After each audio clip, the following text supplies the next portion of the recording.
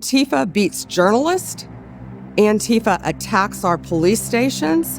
They attack our courthouses.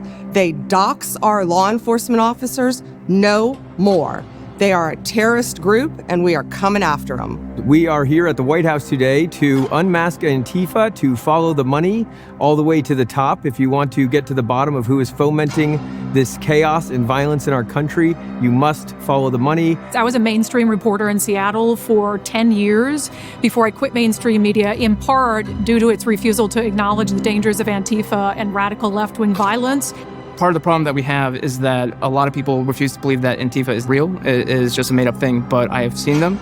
They are real, they are dangerous, and they are violent. They are an organized, systemic, international criminal enterprise. And what the FBI is going to do is trace the money, follow the funds, and find every single person that was involved in funding the riots and the violent acts of criminality that they're perpetrating on our street. I've watched Antifa brutally beat, harass, and threaten Americans in the street, but all of that ends with the Trump administration.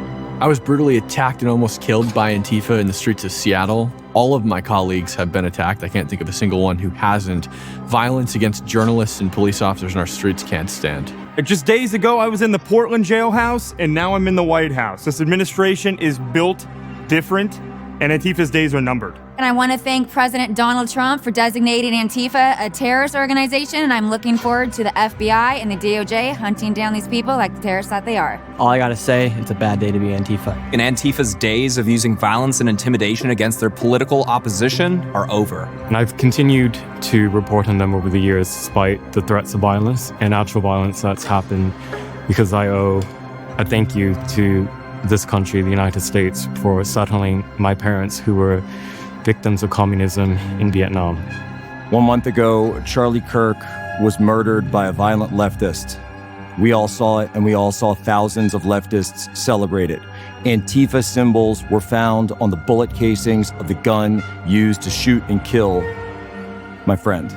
We won't take it anymore. President Trump is not going to stand for it. And I'm so grateful that we have a leader in the White House that understands how we need to fight these sophisticated networks and how we need to take these terrorists out. I've been attacked by Antifa, doxxed by Antifa, harassed by Antifa, but we're not standing down. We're now coming for you.